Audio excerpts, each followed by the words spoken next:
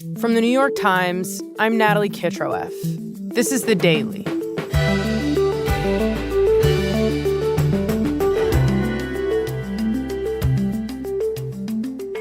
One by one, over the past few weeks, 3 boats in the Caribbean Sea have been blown up by the U.S. military, killing all 17 people aboard. Each time, President Trump has claimed that the boats were carrying drugs to the U.S. and that those killed were narco-terrorists. But he's offered no concrete evidence to back up that claim. Today, my colleague Charlie Savage on what he's learned about what may be the true objective behind these airstrikes and whether any of this is even legal.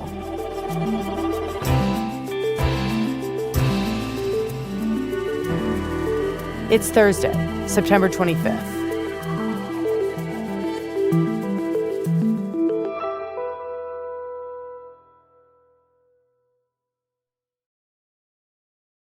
Charlie, it's great to have you. Thanks for having me on.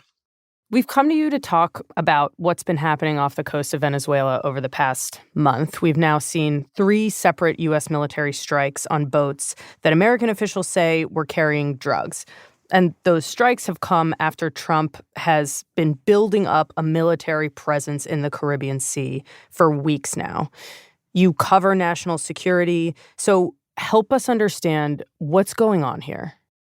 President Trump and the Defense Secretary Pete Hegseth have ordered military special operations forces in the Caribbean to attack boats in international waters, at least for now, that are suspected of smuggling drugs for certain cartels and gangs that Trump has controversially designated as terrorist organizations. And this is a fundamental shift in how the United States has been dealing for years and years with the problem of drug smuggling coming out of Latin America across the water towards the United States. In a really dramatic and legally disputed shift, the United States is claiming a right to summarily kill everyone on a boat it suspects of drug running in international waters, to essentially treat the issue of drug smuggling as if it's an armed attack on the United States, and to kill people suspected of participating in that activity as if they were combatants on a battlefield in a war. Safe to say these are extraordinary and unprecedented moves. Absolutely. There's been pushing and tugging on the laws around armed conflict and the use of force in the 21st century because of the war on terrorism and the notion of a war against a non-state actor like Al-Qaeda. But this is fundamentally different than that. This is treating people who are civilians, even if they are suspected of being criminals, as if they were combatants and killing them without any kind of due process. Okay, so take me to the beginning of this story. Where does all this start? Well, for me and my colleagues like Colleen Cooper and Eric Schmidt, who cover the Pentagon, and Julian Barnes, also who covers intelligence, we've all been working on this a lot together. It starts in August when we picked up chatter and were able to confirm that Trump had secretly signed an order in late July directing the military to use military force, that is, to target with lethal force, suspected drug smugglers from groups that his administration had designated as terrorists. Normally, when Trump does something like that, he touts it, he puts it up on the internet, he signs it with a flourish in front of cameras. It was very unusual that this was happening without any publicity. And so throughout August, we were watching as, number one, an enormous amount of naval firepower was moved into the South Caribbean Sea. And as the Trump administration ratcheted up its rhetorical attacks on Venezuela's government, its strongman president, Nicolas Maduro, they kept calling him a cartel leader, illegitimate, etc., suggesting the focus was going to be Venezuelan. And indeed, on September 2nd, Trump is talking to some reporters in the Oval Office when he suddenly says, "We just, over the last few minutes, literally shot out a a boat, a drug-carrying boat, a lot of drugs in that boat. That just that same day, the United States had conducted a military strike on a boat. Came out of Venezuela and coming out very heavily from Venezuela. A lot of things are coming out of Venezuela. And that we would be hearing more about that. And soon after, on his social media platform, he posted a description of this strike. He said he'd killed 11 people who were aboard the vessel, which he said was smuggling drugs on behalf of the Tren de Aragua Venezuelan gang, which he had designated as terrorists. And there was a video from different views of aerial surveillance showing a boat on water, not clear exactly who or what is on board, and then it explodes. And the scale of the death, 11 people, was also very striking because a boat that is smuggling cargo, one of these sort of go-fast boats, does not need a crew of 11. That just takes up space. You could put more drugs on the boat if that's indeed what was happening. And so it also immediately raised questions about who was actually on this boat, how good the intelligence was. Was there some human trafficking going on too? Some migrants or something on the boat who had nothing to do with drugs and were also now killed? But it was clear at that point that this secret order we had written about and this buildup of forces in the Caribbean Sea had now been used for the first time. Charlie, it sounds like, one, this was a remarkable moment, and two, that you were actually skeptical that this was even a drug boat. It wasn't clear based on the evidence. Well, there was no evidence. There was just an assertion. And then there was this oddity of why are there so many people on this boat? And there was immediately a reaction among experts in the law of armed conflict, retired senior judge advocate general officers who used to be in charge of telling the military where the limits lay and what was permissible in terms of using force. And a hallmark of the entire ethos is you do not deliberately target civilians, even criminal suspects, unless they are directly participating in hostilities. And the Trump administration has not put out a detailed legal rationale for how this isn't just murder. They've gestured at the outlines of a rationale. What have they said exactly, Charlie, about the rationale behind this? They have said that at a time in which 100,000 Americans a year die from drug overdoses, Trump has the authority to lawfully decide that the criminal problem of drug smuggling and drug trafficking is essentially an armed attack on the United States, that the United States can use military force in self-defense against drug trafficking, and that therefore he has constitutional authority to kill these people. The argument is that these drug trafficking groups are threatening Americans, are killing Americans with the drugs that they smuggle into the United States, and that is enough to declare them terrorists. At this point, all we have is, for the first attack, especially September 2nd, is President Trump's assertion that the intelligence was confident that this boat was carrying drugs that would eventually be bound for the United States.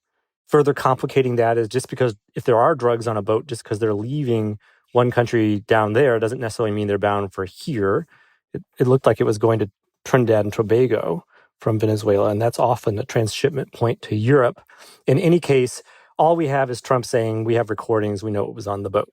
Take our word for it, basically. Take our word for it. And then it turns out that the video he released, which shows a boat moving in the water and then blown apart, is not the whole story because it was edited. And the people who have been briefed on the unedited video say that, number one, the boat had turned around before the United States military attacked it. It had apparently seen an aircraft kind of stalking it and gotten freaked out, whoever was piloting the boat, and turned around and was pointed back towards Venezuela. And two, that it didn't just take one strike to settle the matter. Even after the first strike disabled the boat, they struck it several more times to make it sink. And you're saying the boat was actually facing away from the United States when those strikes happened. That's apparently what the unedited surveillance video shows. And there was such controversy surrounding this thing the U.S. military had done that it wasn't clear whether this was going to be a one-off or they were going to keep going. But then last week, Trump announced a second and then a third strike on 2 more boats. Right. Each time in those cases, he said they had killed 3 people aboard each of those vessels. So we know it's not a one-off. It's now something of a pattern. That's right. And we actually know less about them in some respects. In the second attack, Trump said that it was Venezuelans aboard, didn't identify a particular organization. Third attack, he didn't even give a nationality for who was aboard or identify a particular cartel or gang he said was behind the smuggling. We do know that they have said each of these attacks so far has taken place in international waters. And the third attack took place off the coast of the Dominican Republic. And interestingly, the Dominican Republic forces went out to the site of the attack and over the weekend and have said that they were able to recover some floating bales of what appear to be drugs. And they released some photographs of that. And that's the first evidence we have that there was, in fact, drugs on board, apparently at least one of these vessels. The point is, in each of these cases, the Trump administration is not giving us enough information to independently assess really what happened. If we are to take them at their word for a moment, that these were drug traffickers smuggling a bunch of drugs into the U.S., can the U.S. military just shoot boats like this out of the water? Is that allowed? Not under any traditional understanding of how constraints, both in domestic law and international law, and the use of force works, any more than a police officer who sees someone he thinks is dealing drugs on a street corner can just pull out his gun and shoot the person dead. Drug smuggling is a crime, a serious crime, but it is dealt with as a law enforcement measure. And for many years, the way the United States and other countries have dealt with the problem of drug smuggling in the Caribbean Sea and elsewhere is that the U.S. Coast Guard, with assistance from the U.S. Navy, interdicts these boats, boards them, searches them. If it turns out the suspicions are accurate, it seizes the drugs and arrests the crew for prosecution. And if it turns out the suspicions are not accurate, it lets the people go. It doesn't kill them on suspicion. Well, how is the Trump administration legally justifying this then? Like within the general outlines of the rationale that you mentioned, what's the legal basis that they're using to say, this is okay, this is permissible?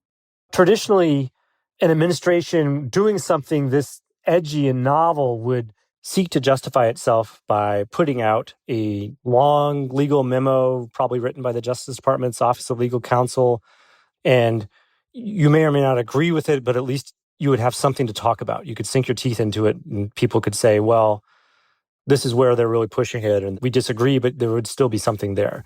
In this case, they haven't really put out anything like that. There's some stray comments and a terse statement that the White House put out a couple sentences of after people like me pushed them to say something. And so we are sort of left to fill in the blanks for them. And their argument seems to hinge on the idea that they can expand who counts as a terrorist and expand what a government can do to someone it has deemed a terrorist.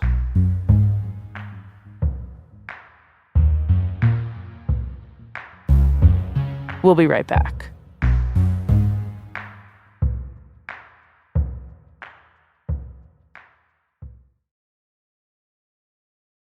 You said, Charlie, that the Trump administration's justification for these strikes hinges in part on the administration defining drug traffickers as terrorists. Are they terrorists?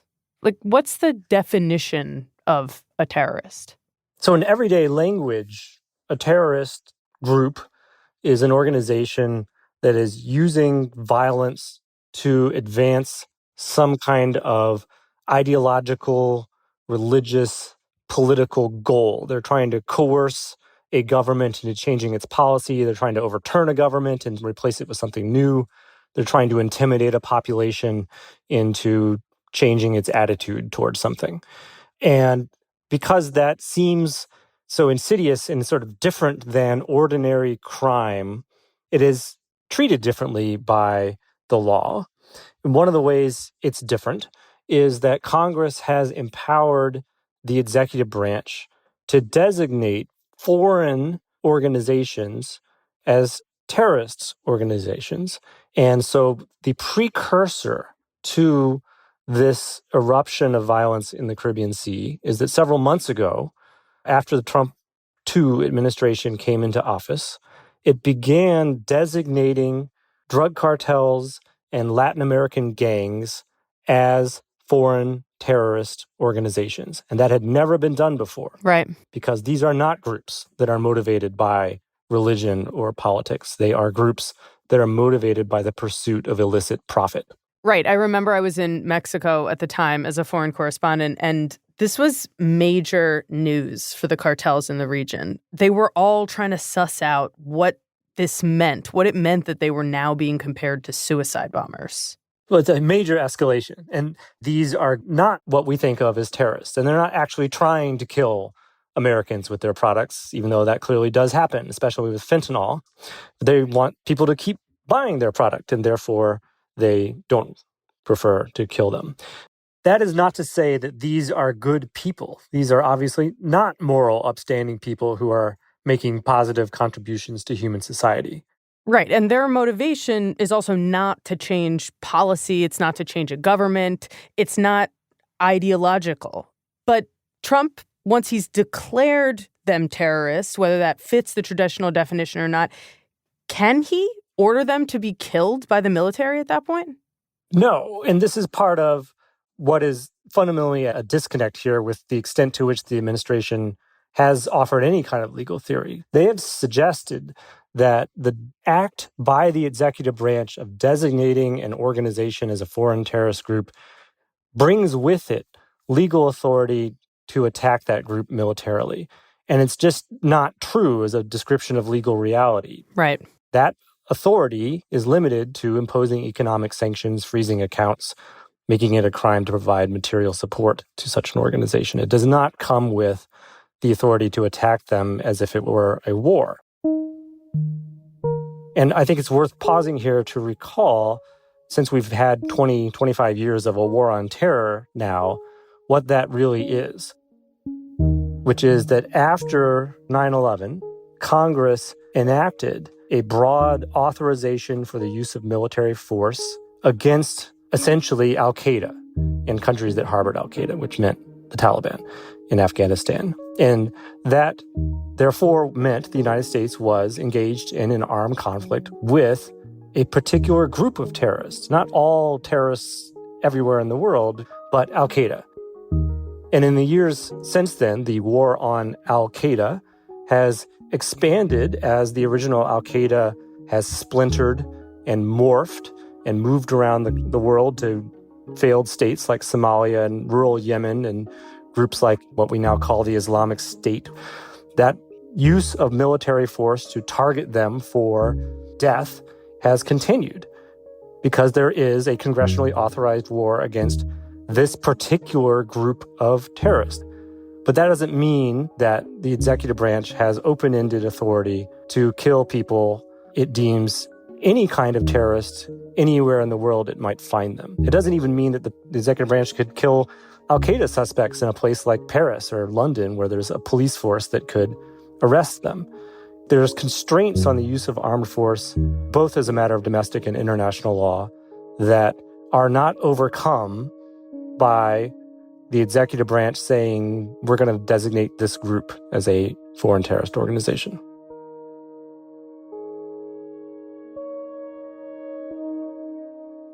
Given that, what we're seeing here off the coast of Venezuela sounds pretty far away from being legal. I have been struck by how widespread the alarm for what is happening is among the various spectrum of people who pay attention to the laws of armed conflict. We've had 20 years of arguments over the war on al-Qaeda. And all of those people, from the left to the right, from the dovish to the hawkish, are agreed, as far as I can tell, that this has crossed a line. And it's not just something that Trump is doing on his own, but he and Pete Hegseth are causing the troops, American troops under their command, to cross this line themselves. So does this then get challenged? How does it get challenged? Whose job is it to do something about the illegality of these strikes? If these strikes are illegal, we don't have a court ruling that says that. I'm just describing the conversation outside the government. Sure. It's difficult to see a forum where this gets cleanly adjudicated. The most obvious place, as a matter of international law, would be the International Criminal Court in The Hague, which notably right now is prosecuting the former president of the Philippines for crimes against humanity and murder for his war on drugs, which included gunning down people in the street who were suspected of being drug dealers. But the United States has not joined the International Criminal Court, and so there's probably not ever going to be jurisdiction there. And the legal experts I've spoken to all think it's incredibly unlikely that domestically soldiers would ever be prosecuted for obeying the president's orders. And thanks to the Supreme Court last year, the president now, of course, has immunity for his official actions. And so I don't think there's going to be a lawsuit or a prosecution anywhere that will give us a definitive answer. So I think what we're talking about more is just a political reaction and just a thought of, what does this mean for the soldiers under the command of these people who are executing these orders, to say nothing of what does this mean for people on boats in the Caribbean. Yeah, you're painting a very complicated road to any potential accountability here. But what about Congress? I mean, they have the oversight role here. Can they do anything? Theoretically, yes. If there were political will, and that's a huge question right now, obviously, under the War Powers Resolution, which is a Vietnam-era law that gives Congress some tools, it could, for example, vote on a resolution directing the executive branch to end its military operation. And in fact, there is such legislation being introduced right now by Senators Adam Schiff and Tim Kaine. You will notice that they are both Democrats, and there's not a majority of Democrats in either the House or the Senate right now.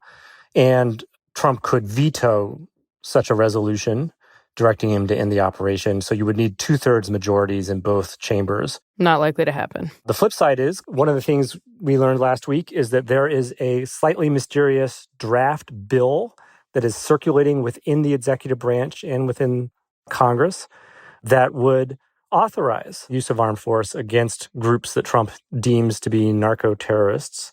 And it's interesting that that's floating around. And whether it could, in fact, pass Congress to at least legalize this as a matter of domestic law is questionable in a period in which there's a lot of fatigue over the forever war, open-ended war on terror. Is this draft bill you're describing basically an authorization for a war on narco-terror, similar to the post-9/11 war on terror in the Middle East? Is that what we're looking at? This bill, yes. I mean, we're so used to thinking about the war on drugs going back to the 80s as this sort of metaphor. And so, yes, this would be a literal war on groups and people that Trump deems to be narco-terrorists and countries he deems to have harbored or aided them. And so to the extent that all this military hardware in the Caribbean and the discussion of cartels as terrorists also seems to be pointed at Nicolas Maduro, the president of Venezuela, who the Trump administration very clearly would like to see not in power. Well, let's talk about Venezuela and what the Maduro regime has to do with all of this. Because you hear the Trump administration saying this is about fighting drug trafficking, but Venezuela is not a major source of fentanyl coming into the United States.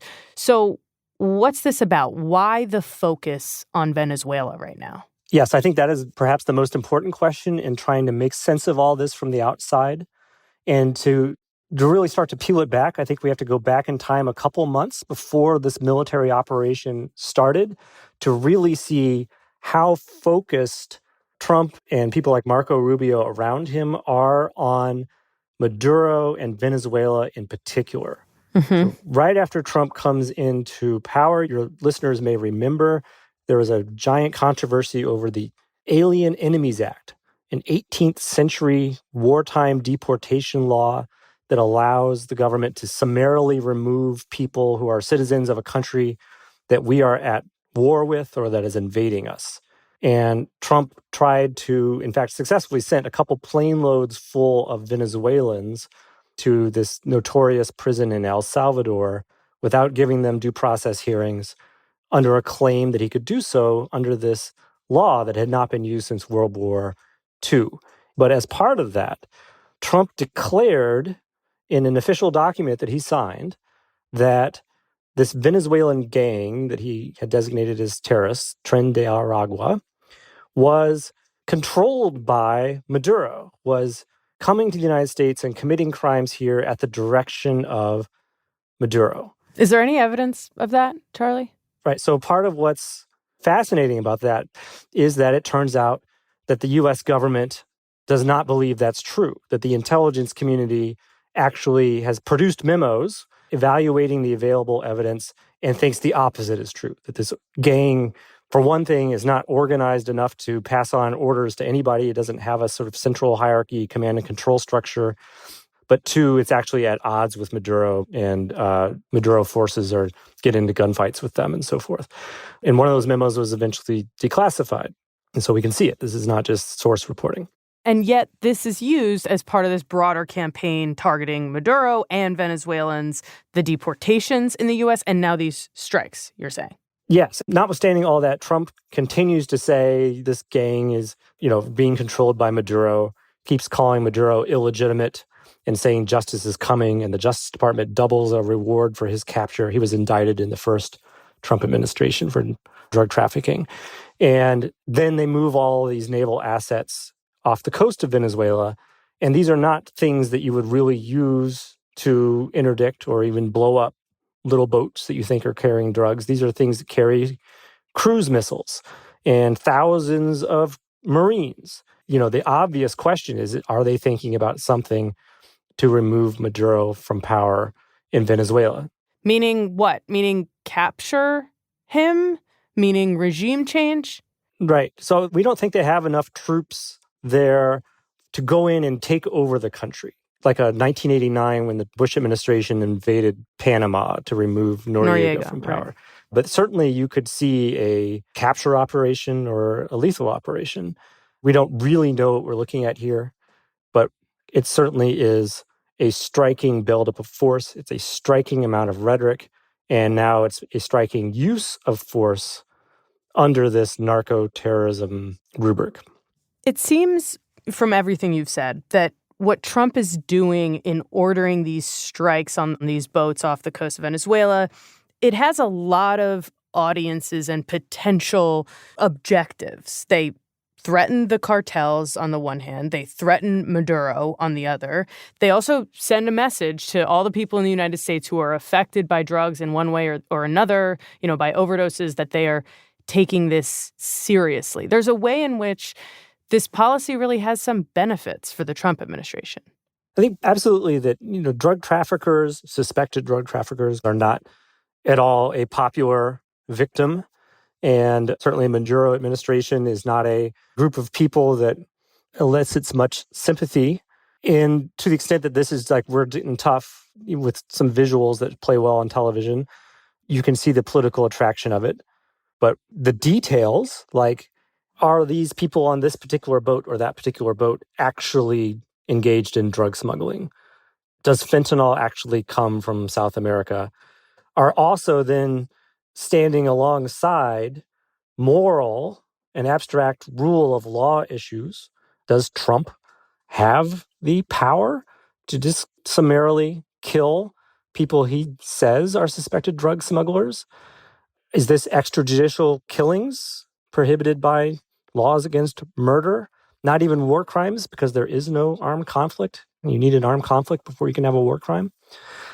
And it points also to questions about what's coming next, not just in the South Caribbean Sea, but even closer to home. Because, this is a time in which Trump has been expanding his powers in all kinds of ways. And one of those big categories is his use of the military, not just what we're talking about here in international waters. He has sent troops under federal control into the streets of Los Angeles and Washington, D.C., and by all indications intends to do more of that.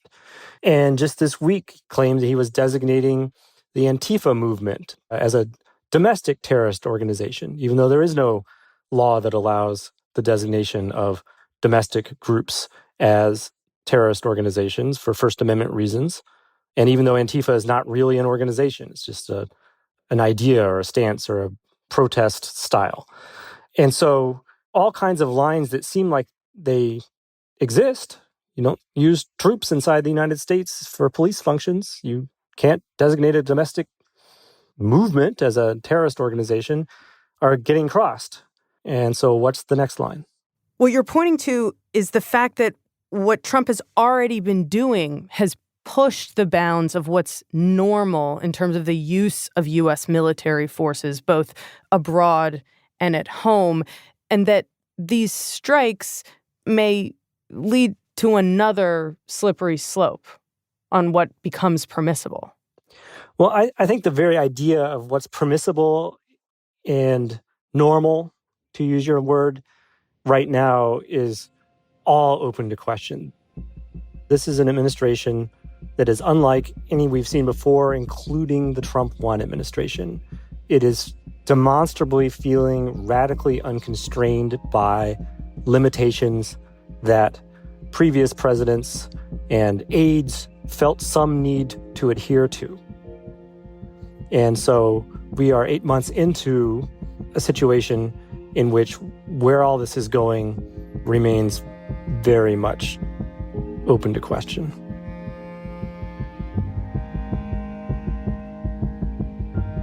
Charlie, thank you so much for your time. Thank you.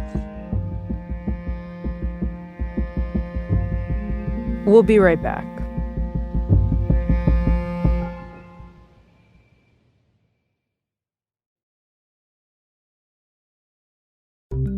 Here's what else you need to know today.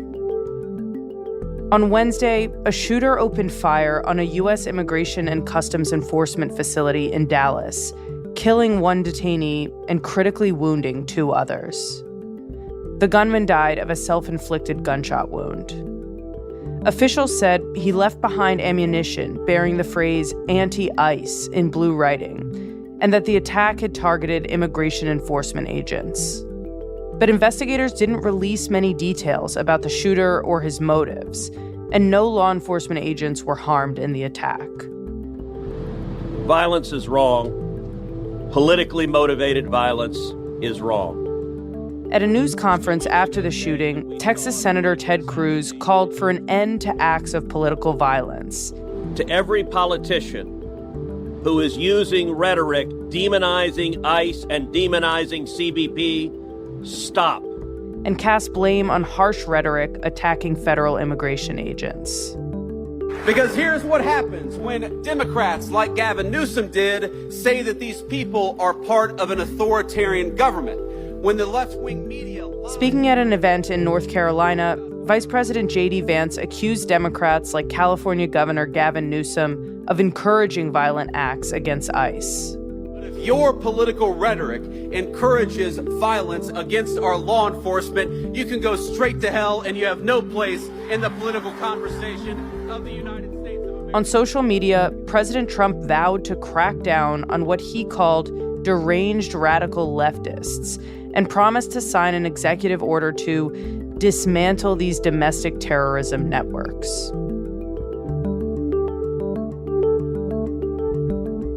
Today's episode was produced by Carlos Prieto and Olivia Nat. It was edited by Chris Haxel and Paige Cowett, with help from Devin Taylor and Patricia Willens. fact-checked by Susan Lee, and was engineered by Alyssa Moxley.